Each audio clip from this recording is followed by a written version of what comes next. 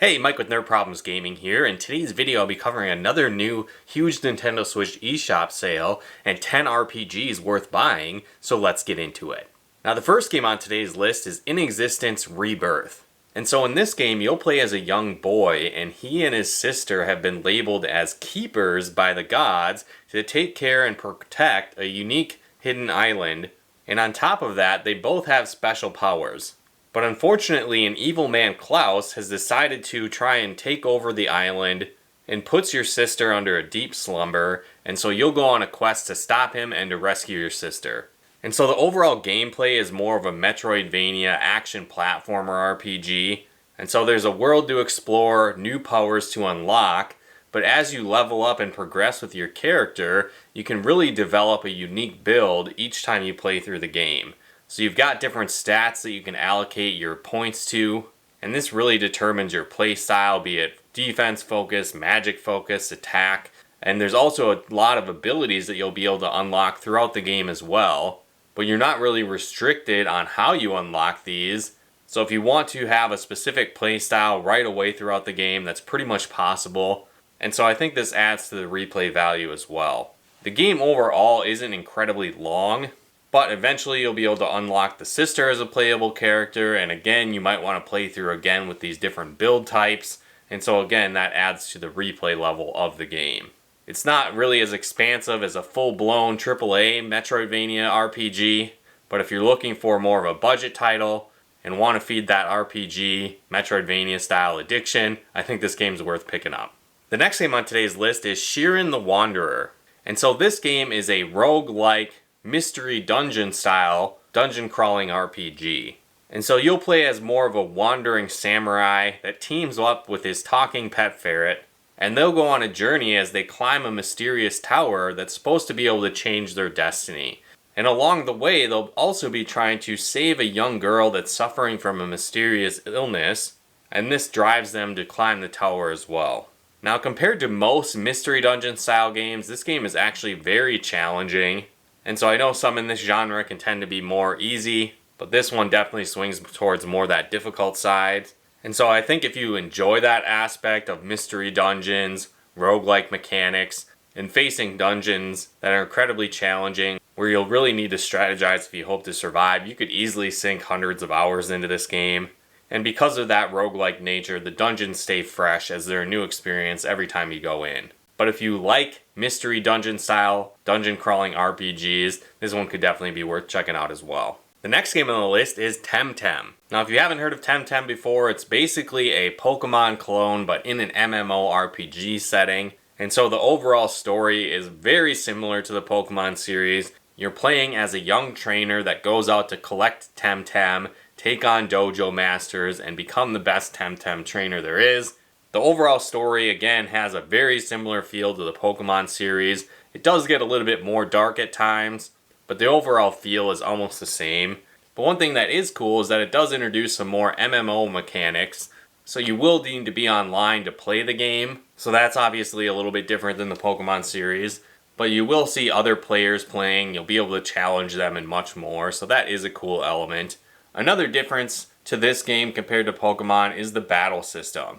Again, it is that turn-based combat, so it is very similar. The Temtem have these different types associated, strengths and weaknesses, again similar to Pokemon. But this time around, all the battles are 2v2 battles, and each of the moves has a stamina associated with it. So you have a stamina bar that you'll deplete depending on what moves you choose, and then if you do run out of stamina, you do need to kind of sacrifice a turn with that Temtem to recover their power.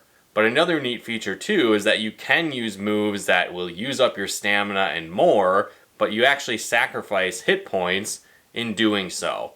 So again, that really adds another layer to the strategy of the game, but it does really have that feel of collecting the different Temtem, making them evolve, learning new moves and ability, battling other trainers.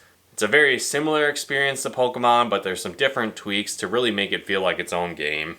And so I think if you enjoy the Pokemon series, want to try out a new similar version to it, as well as experience this MMO style gameplay, I think you'll enjoy this one as well. The next game on today's list is Katana Kami. And so in this game, you'll play as a young samurai that decides to help a local village blacksmith that ends up being in massive debt and whose daughter has been kidnapped by debt collectors. And so you'll go on a journey to help this blacksmith get out of debt. And the game itself has more of like a day-night cycle where by day you'll be using the materials you've collected through dungeon crawling to create new weapons, create new items, sell those for profits to help pay off that debt.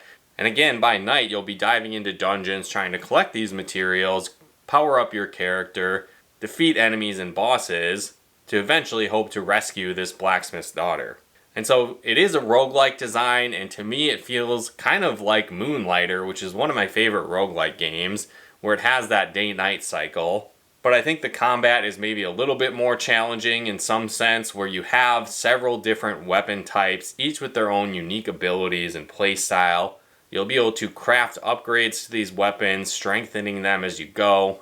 And again, you'll need to be able to strategize how you want to improve your character to make it through these dungeons alive. The mechanics of the game can be a little bit challenging to learn and figure out. The tutorials overall aren't necessarily the best, but I think once you get past that learning curve and really get to sink into the gameplay of the game, it can become incredibly addicting and a lot of fun. So if you're looking for a new roguelike dungeon crawler to play and check out, I think this one could be worth picking up as well. Alright, the next game on today's list is Star Renegades. Now this game is a roguelike turn-based RPG, and you'll play as a bunch of rebel heroes that are trying to defeat an evil AI, the Imperium, that is raging across the galaxy trying to take over the universe.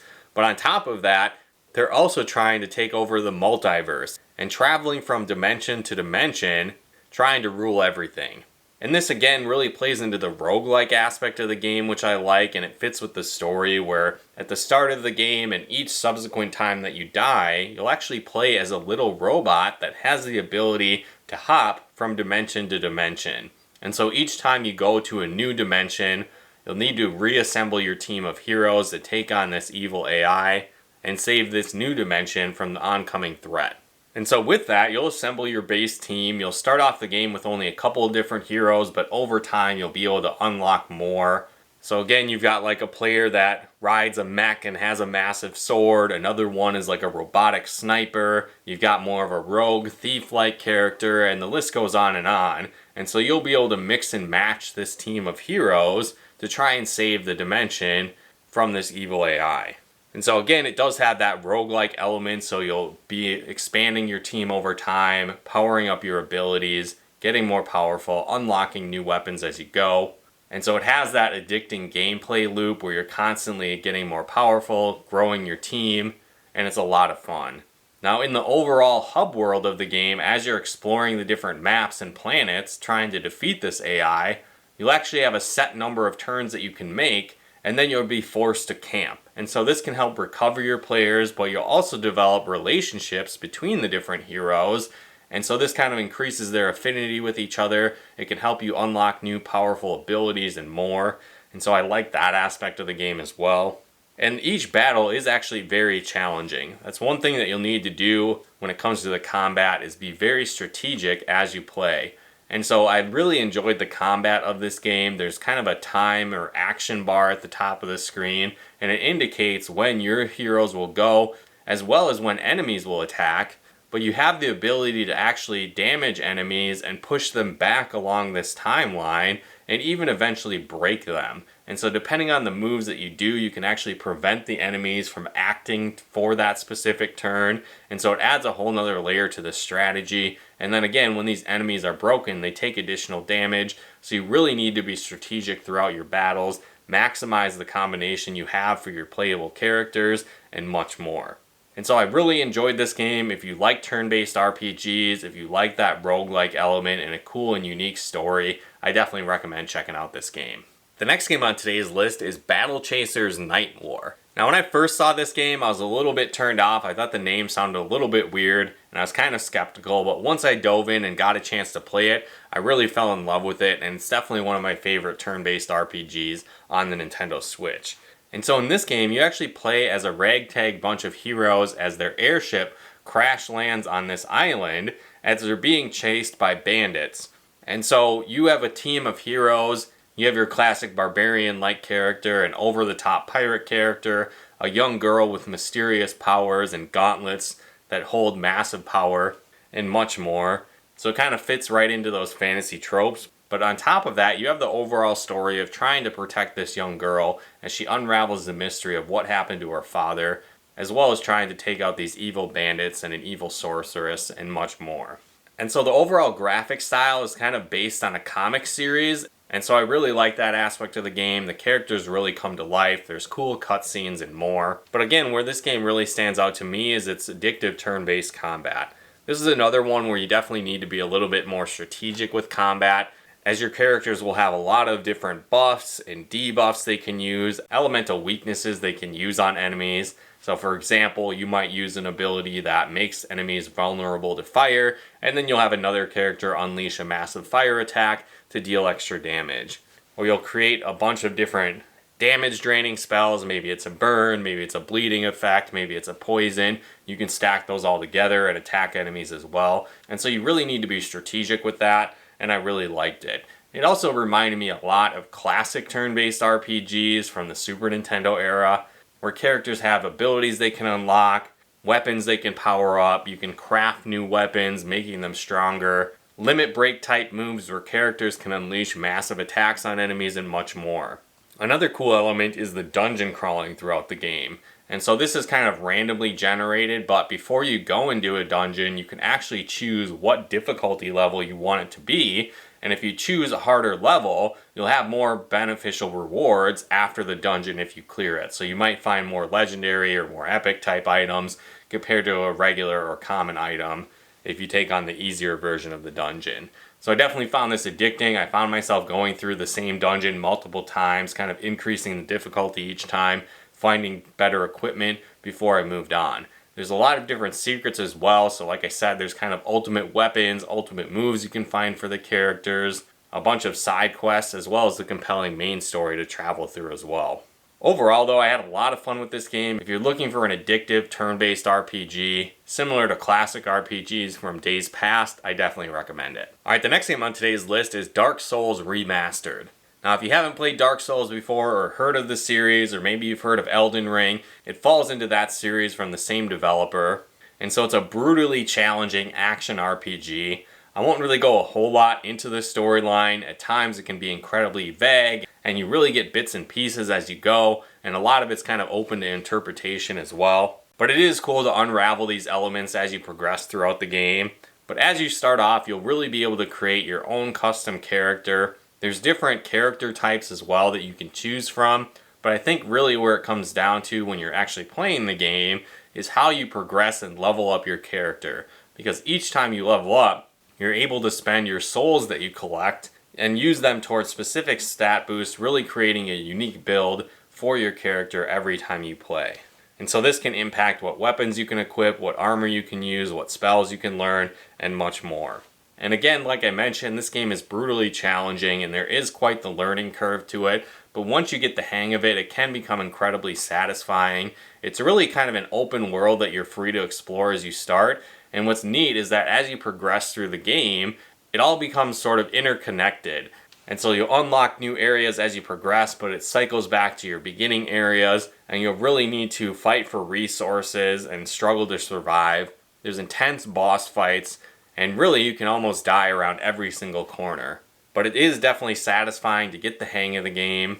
I was definitely frustrated at first when I played it through the first time, but I really felt like I wanted to immediately start the game over once I beat it the first time, to really replay through the game once I knew what was going on. But I think it gets a lot more fun on subsequent replays, potentially compared to the first one. So if you haven't played this classic action RPG before, it's at a great price and I definitely recommend it. Alright, the next game on today's list is Hades. Now if you haven't played Hades yet or heard of it before, it's one of the best roguelike adventure action RPGs. And so in this game you play as the son of Hades as he's trying to escape the depths of the underworld. And so you'll need to fight your way through to the top in the surface world. And along the way you'll encounter other great gods that are trying to help you out, giving you their powers and helping you along the way. And you'll face off against demons of hell as you try and escape the different levels of the underworld as well. This game definitely really shines in the addictive gameplay, but also in the storyline. A lot of roguelike games can tend to be a little bit weak in that area, but this one is really cool and a lot of fun. On top of that, what's really neat is that the characters that you meet along the way, they actually kind of remember past runs that you had throughout the game. So they maybe poke fun of you about dying on a certain boss, or if you made a mistake and died in a dumb way, they'll call that out. And so that's really fun as you go through the game. But on top of that, it has addicting RPG mechanics as well. And so as you progress throughout the game, you'll be able to unlock power-ups for your character. There's a variety of weapons that you can choose from, each with their own unique play style. And there's a bunch of different gods that will lend you their powers as you explore throughout the game as well. And so this is a cool mechanic where each time you clear a room in the dungeon, you're usually given the option to choose between different branching paths, and then depending on which you choose will lead to a different power-up your character will gain for the rest of the run. And so you'll be able to find which combinations you like to fit your play style, to fit the weapons that you might be using at the time, and much more. And so the gameplay is a ton of fun. It has a great storyline. It's super addicting. And if you like RPG dungeon crawlers with that roguelike element and a great story, I definitely recommend it. Alright, the next game on the list is Fire Emblem Three Houses. Now, if you aren't familiar with the Fire Emblem series, they're great tactical turn-based RPGs, and this is one of my favorites on the Switch as well. And so in this game, you play as a young mercenary turned professor as you take on the role of professor at a military training academy that all three kingdoms in the region feed into. And so at the start of the game, you pick your house, almost kind of like Harry Potter. So there's 3 houses to choose from, each with their own unique characters. And then you take on the role of the professor, training these students throughout their time at the academy. And so in the past, these 3 different kingdoms were warring with each other, and now it's a time of relative peace. But along the way, things get shaken up a bit, and you really fall into preventing a massive all-out war again between all 3 kingdoms.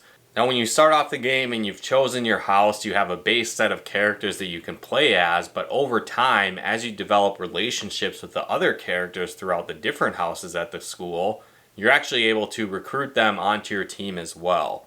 And so this is a cool aspect to the game. If you like the personalities or like the playstyle of other characters, you have that opportunity to eventually bring them to your side.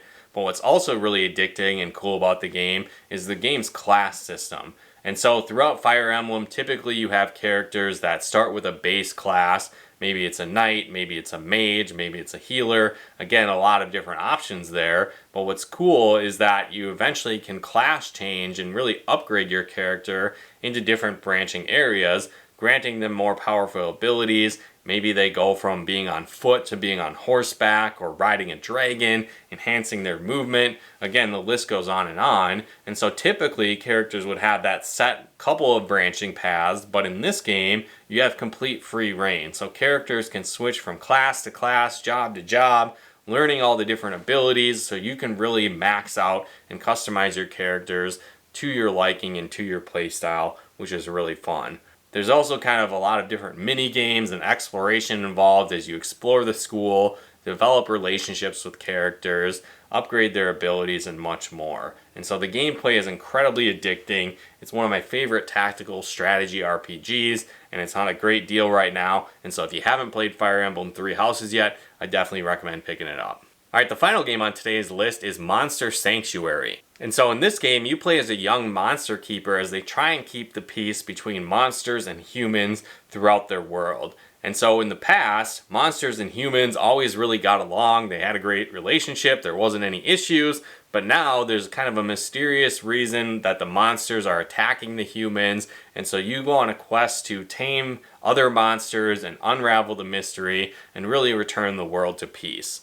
And so the game itself is really a cool combination of genres. It's like a Metroidvania meets Pokemon meets turn-based RPG, and the gameplay is incredibly fun and addicting. And so you have that action platforming element where you're exploring the world, but you'll actually encounter different monsters along the way that you can capture and battle to level up your current monsters, But as you capture these monsters, they have their different monster types, their strengths and weaknesses, again similar to Pokemon, but then they also have kind of an outside ability which plays into the Metroidvania element of the game. And so you might have monsters that allow you to double jump, get past certain areas, and much more. And so that's a really cool exploration element to the game. And then the battles and combat is a lot of fun too. And so it's a 3-on-3 battle, so you'll be bringing 3 monsters of your own and then fighting against 3 others at the same time. Now what's really cool is these monsters can get incredibly powerful over time, and as they level up, you'll be able to branch out and build a skill tree for your monster to fit your playstyle as well. And so I really like that element. That was super addicting. And so again, this is a really cool mashup of genres. If you enjoy Pokemon, if you enjoy action platformers, Metroidvania style games, this is all combined into one, and it's a whole lot of fun. So if you haven't played Monster Sanctuary yet, I definitely recommend it. But again, that wraps up our video of 10 more great RPGs worth buying in this latest Nintendo Switch eShop sale. And so if you like this video, be sure to hit that like button as it really helps out the channel. And if you'd like to support the channel, help pick out content and more, consider becoming a patron of ours over at nerdproblemsgaming.com/Patreon. And if you like videos like this on video games, board games, and everything nerdy, check out one of the other videos here.